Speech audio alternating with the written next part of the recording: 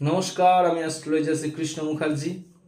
অনেকেই জানতে চেয়েছে যে আমি কুষ্টি কিভাবে তৈরি করি এবং আমার কুষ্টির ধরনটা কি। আমি আমার ব্যক্তিগত বিষয় নিয়ে আলোচনা করছি। আমি কুষ্টিটাকে তিনটে ভাগে ভাগ করেছি। একটা সাধারণ প্রেডিকশন, অর্থাৎ তার রাশি কি, তার লগ্ন কি, তার গণ কি, তার গ্রহের অবস্থান কি এবং নবাংশ গ্রহের ডিগ্রি, কোন গ্রহ কোনভাবে বসে কোনভাবে দৃষ্টি দিয়েছে, কোন গ্রহকে দৃষ্টি দিয়েছে, এই নিয়ে একটা কুষ্টি আমি তৈরি করি। দ্বিতীয় যে পদ্ধতি অবলম্বন করি সেটা হলো বছর ভিত্তিক প্রেডিকশন, বছর ভিত্তিক ভবিষ্যৎ। 2026 থেকে 2027 সেই ব্যক্তিটির জীবন কেমন যাবে তারিখ সহ উল্লেখ করে থাকি। এটা শুধু 1 বছরের প্রেডিকশন নয়, 10 বছর 12 বছরের ভবিষ্যৎবাণী করে থাকি। অর্থাৎ 2026 থেকে 2040 পর্যন্ত ওই জাতক জাতিকার জীবনে কি কি ঘটনা ঘটবে তা পুঙ্খানুপুঙ্খভাবে তারিখ সহ উল্লেখ করা থাকে। 2026 থেকে 2027 এই ঘটনা ঘটবে, 2027 থেকে 2028 এই ঘটনা ঘটবে। এই নিয়ে 10 বছর 12 বছরের ভবিষ্যৎবাণী আমি করে থাকি। আর তৃতীয় যে পদ্ধতি অবলম্বন করে থাকি সেটা হলো মাস ভিত্তিক ভবিষ্যৎবাণী। অর্থাৎ কোন মাসে ওই জাতক বা জাতিকার জীবনে কি কি ঘটনা ঘটবে তা 10 থেকে 12 বছরের ভবিষ্যৎবাণী করা থাকে।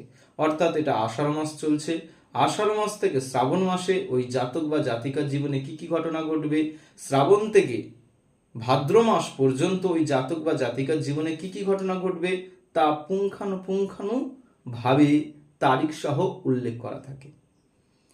এবারে এর পরেও বিশেষ বিচার পদ্ধতি আমি অবলম্বন করে থাকি।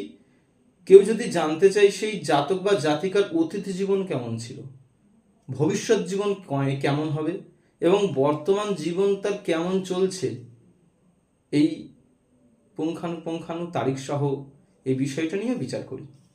যেমন আমার একটা ক্লায়েন্টের কুষ্টি আমি তৈরি করেছি, সেটা আমি দেখাই। এটা তার অতীত, তার বর্তমান এবং তার ভবিষ্যৎ 17 বছরের ভবিষ্যৎবাণী করা আছে।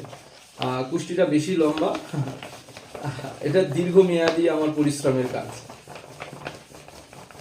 কিন্তু পুঙ্খানু তার অতীত, তার বর্তমান এবং তার ভবিষ্যৎ লেখা রয়েছে। আপনারা যদি এই ধরনের কুষ্টি বিচার করতে চান তাহলে আমার সাথে যোগাযোগ করতে পারেন এবং হোয়াটসঅ্যাপে বুকিং করতে পারেন। আমি আপনাদের এমনই কুষ্টি তৈরি করে দিতে পারবো।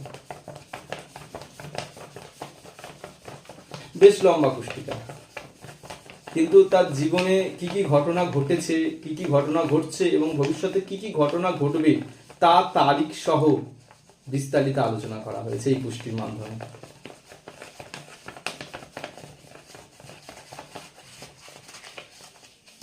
এই হলো কুষ্টি, অনেকটাই লম্বা।